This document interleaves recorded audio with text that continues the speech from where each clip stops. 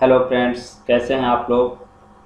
Friends, जो मैं आज वीडियो लेके आया हूँ इसमें हम 3-4 बिंदुओं पे बात करेंगे। और जो हमारा आज का वीडियो है वह इसलिए महत्वपूर्ण है क्योंकि आज मैं जिन बिंदुओं पे बात कर रहा हूँ उनमें से कुछ बिंदुओं पे मोस्टली पुस्तकों में दिया नहीं रहता। कई पुस्तकों में दिया रहता है लेकिन 1-2 बिंदुओं पे ही बात हुई है।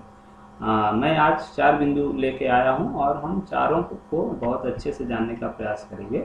हमारे जो आज के बिंदु हैं, टॉपिक हैं, वो हैं संयुक्त ध्वनियाँ, संपृक्त ध्वनियाँ, युग्मक ध्वनियाँ, बलाघात या स्वराघात। तो इसमें से संयुक्त ध्वनियाँ और युग्मक ध्वनियाँ इनके बारे में पुस्तकों में दिया रहता है। लेकिन संपृक्त ध्वनियाँ, बलाघात या स्वराघात के बारे में बहुत कम चर्चा हुई रहती है। मैंने विगत वर्षों के पेपर भी देखे हैं, जो भी टेट के या सी टेट के और सुपर टेट हो गया आपका, और आपके और अन्य विभिन्न प्रतियोगी परीक्षाओं के जो भी पेपर हैं उनमें से मैंने देखा है कि संयुक्त ध्वनियाँ और युग्मक ध्वनियाँ, इन पे प्रश्न पूछता है परीक्षाओं में, तो आप इसको ध्यान से देखेंगे। इनमें से हम सबसे पहले बात करेंगे संयुक्त ध्वनियाँ किसे कहते हैं। तो इसकी परिभाषा देख लेते हैं। दो या दो से अधिक व्यंजन ध्वनियाँ परस्पर संयुक्त होकर जब एक स्वर के सहारे बोली जाएं तो संयुक्त ध्वनियाँ कहलाती हैं। यहाँ हमने एक उदाहरण लिया है प्रारब्ध, उससे समझने का प्रयास करते हैं इस परिभाषा को कि दो या दो से अधिक व्यंजन ध्वनियाँ परस्पर संयुक्त हो रहा है। तो प्रारब्ध में देखिए जो हमारा प्रा है, शब्द प्रा, इसमें दो या दो से अधिक ध्वनियाँ जैसे आ रही, तो यहाँ दो ध्वनियाँ हैं, प और र, और किस स्वर से मिली है? आ स्वर से। तो दो या दो से अधिक व्यंजन ध्वनियाँ जब एक स्वर के सहारे बोली जाए तो उसे क्या कहते हैं? संयुक्त ध्वनियाँ कहते हैं। तो यहाँ प और र मिला आ स्वर से, इसीलिए ये क्या हो गया? संयुक्त ध्वनि हो गया। हाँ, दो या दो से अधिक इसलिए कहा गया है, कहीं कहीं तीन ध्वनियाँ भी मिलती हैं, जैसे ज्योत्सना शब्द है, आपका उज्ज्वल शब्द है, नहीं तो वहाँ पे तीन ध्वनियों का मिलन हो जाता है, इसलिए वहाँ पे दो या दो से अधिक परिभाषा में आया है। यह ध्यान देने की बात है कि जो संयुक्त ध्वनियाँ हैं वह तत्सम शब्दों में ज़्यादा इनका प्रयोग होता है और यह हमेशा शब्द के आरंभ में ज़्यादा आती हैं। मतलब आरंभ में ज़्यादा पाई जाती हैं संयुक्त ध्वनियाँ। मध्य और अंत में अपेक्षाकृत कम पाई जाती हैं, लेकिन मध्य और अंत में भी रहती हैं लेकिन कम पाई जाती हैं, प्रारंभ में ज़्यादा और तत्सम शब्दों में इनका प्रयोग ज़्यादा होता है। जैसे हमने यहाँ प्रारब्ध शब्द लिया है, तो देखिए इसमें प्रारंभ में भी संयुक्त ध्वनि है और अंत में भी संयुक्त ध्वनि है। और अन्य उदाहरण भी देख लेते हैं हम, जैसे प्राण है, व्रण है, घ्राण है, क्लांत है, प्रवाद है, इत्यादि बहुत सारे शब्द हो सकते हैं। हाँ, एक बात और ध्यान देने की है कि इनको बोला कैसे जाए। तो आप ध्यान देंगे कि जैसे ही हम पहली ध्वनि बोलते हैं, जैसे प है, प्रारब्ध शब्द में जैसे ही हम प बोलते हैं, अब प बोलने के लिए जैसे ही दोनों होठ हमारे सटते हैं, तुरंत ही हमें अगली ध्वनि माने र बोलने के लिए तैयार रहना चाहिए। जैसे प्रारब्ध, प्रारब्ध, प्रारब्ध। अब ये नहीं कि परा, ऐसे नहीं बोले, प्रारब्ध। तो क्या होता है कि फिर हमें लगता है कि हाँ, मैंने एक ही साथ उच्चारण होना चाहिए।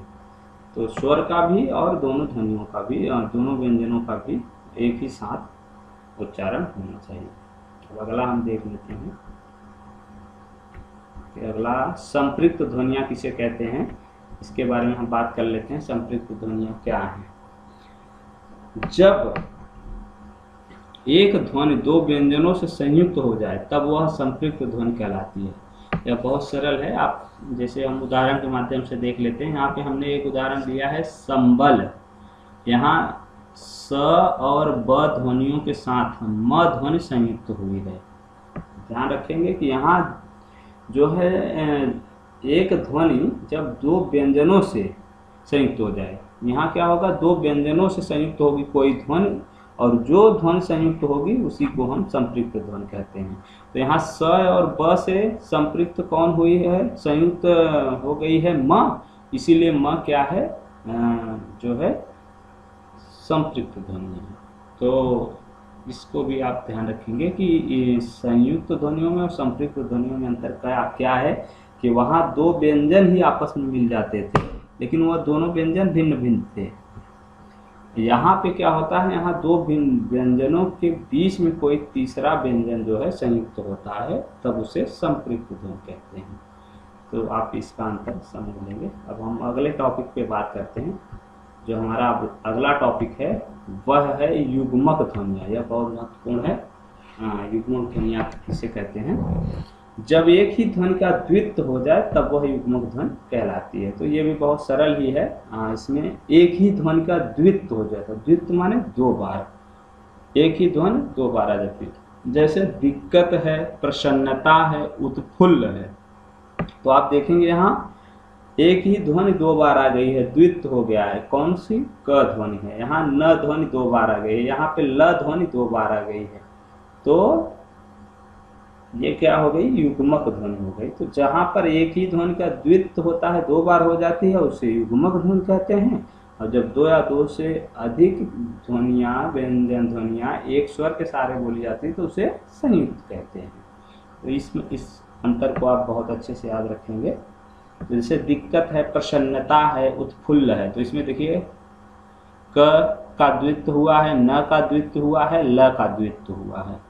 युग्मक ध्वनियाँ अधिकतर शब्द के मध्य में आती हैं, ज़्यादातर शब्द के मध्य में आती हैं। जैसे क का देखिए, क का द्वित्व मध्य में हुआ है, न का द्वित्व मध्य में है, लेकिन ल का अंत में हुआ है। तो ज़्यादातर मध्य में रहती हैं, लेकिन जरूरी नहीं है, अंत में भी या पहले भी आ सकती हैं। पहले तो नहीं आती, मध्य में और अंत में ही आती हैं। अब हम आगे देख लेते हैं। अगला हमारा जो टॉपिक है वह है बलाघात या स्वराघात किसे कहते हैं, इसके बारे में बात कर लेते हैं। शब्द बोलते समय अर्थ या उच्चारण की स्पष्टता के लिए जब हम किसी अक्षर पर विशेष बल देते हैं तब इस क्रिया को स्वराघात या बलाघात। ध्यान रखेंगे कि जब हम उच्चारण की स्पष्टता के लिए या अर्थ की स्पष्टता के लिए जब हम किसी विशेष वर्ण पर जोर देते हैं, बल देते हैं, तो उसी को बलाघात कहते हैं या स्वराघात कहते हैं। जैसे देखिए यहाँ पे इंद्र, विष्णु, इनमें संयुक्त अक्षर से पहले ई और वी पर जोर दिया गया है। तो जो इंद्र में जो संयुक्त अक्षर है इंद्र, उसके पहले जो ई आया है उस पर जोर दिया गया है, ऐसे वी पर जोर दिया गया। आप बोलते हुए देखिए जैसे इंद्र, विष्णु। अगले संयुक्त वर्ण को बोलने के लिए पहले वाले ई पर और वी पर उसका शुद्ध उच्चारण हो, इसके लिए ई और वी पे क्या हुआ है? ज़्यादा जोर दिया गया, बल दिया गया है। इसी को बलाघात या स्वराघात कहते हैं। इसकी दो तीन स्थितियां हैं, वैसे हैं तो कई 4-5, लेकिन हम उनमें से दो जो महत्वपूर्ण है वो यहाँ मैं उनकी चर्चा कर दूँ कि संयुक्त व्यंजन के पूर्व वाले वर्ण पर बलाघात होता है। माने बलाघात होता कहाँ कहाँ है उसकी बात हो रही यहाँ है। तो संयुक्त जो व्यंजन से पूर्व वाले वर्ण पर क्या होता है? बलाघात। यहाँ बोलने में पहले वर्ण का स्वर थोड़ा सा तन जाता है। जैसे पक्ष, ई का। अब देखिए यहाँ जो क्ष है और का है, ये संयुक्त व्यंजन है। इनके पहले जो प और ई आया है, क्या कर रहे हैं हम? उसका स्वर क्या कर रहे हैं? तन जाता है। इस पर हम बल दे रहे हैं, बल का प्रयोग कर रहे हैं, इसीलिए यहाँ पे क्या है? बलाघात है। तो हम पक्ष बोलते हैं, ई का बोलते हैं, मतलब थोड़ा सा तानते हैं, टाइम ज़्यादा लेते हैं। यही कारण है कि संयुक्त से पूर्व का वर्ण इसी कारण गुरु कहलाता है। देखिए जो छंद शास्त्र का जो हम अध्ययन करते हैं तो संयुक्त व्यंजन से जो पूर्व वाला व्यंजन होता है या संयुक्त व्यंजन से संयुक्त वर्ण से पूर्व वाला जो वर्ण होता है वो अगर लघु भी है तब भी दीर्घ हो जाता है, उसकी दो मात्राएं हो जाती हैं। यही कारण है क्योंकि उस पर बलाघात या स्वराघात होता है। अब ये आप बहुत अच्छे से अभी इसको जान गए होंगे, क्योंकि लोग समझ नहीं पाते कि आखिर इसकी दो मात्रा क्यों है। बस नियम पढ़ लेते हैं, नियम जान लेते हैं कि संयुक्त से पहले दो मात्राएं होती हैं, तो उसको अगर लघु भी है तभी भी गुरु कर देते हैं। लेकिन क्यों होता है? ये वैज्ञानिक कारण इसका ये है।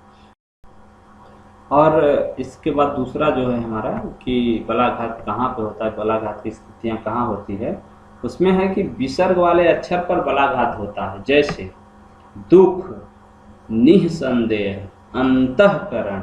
अब देखिए जहाँ जहाँ विसर्ग है, दुख, निःसंदेह, अंतःकरण, वहाँ वहाँ हम क्या कर रहे हैं, बल दे रहे हैं, बल का प्रयोग कर रहे हैं, इसीलिए यहाँ पे क्या है, बलाघात है या स्वराघात है। तो ये हमारा था बलाघात या स्वराघात। इसके विषय में जब भी कभी अब चर्चा होगी तो आप जान जाएंगे बलाघात क्या है। तो फ्रेंड्स, इस तरह से आज हमने देखा अपने वीडियो में 4 बिंदुओं के बारे में बात की, और इस तरह से हमारा जो पहला ग्रामर में जो हम ध्वनि के अंतर्गत पहला लेसन लेके आए थे, पहला अध्याय, वो हमारा ख़त्म हुआ। आगे हम जो डीएलएड प्रथम सेमेस्टर में है कोर्स में, और बहुत महत्वपूर्ण अन्य प्रतियोगी परीक्षाओं के लिए भी है, वह है विराम चिन्ह है और वर्तनी संबंधी अशुद्धियाँ। उसकी चर्चा हम करेंगे, और मैं कोशिश करूँगा 3 या 4 वीडियो में मैं वो पूरा अध्याय समाप्त कर दूँ। तो अगर आपको यह वीडियो अच्छा लगा हो और इसी तरह से और व्याकरण के बारे में, आप हिंदी व्याकरण के बारे में जानना चाहते हैं, तो आप हमारे वीडियो को लाइक करें और शेयर करें। तब तक के लिए धन्यवाद। आपका दिन शुभ।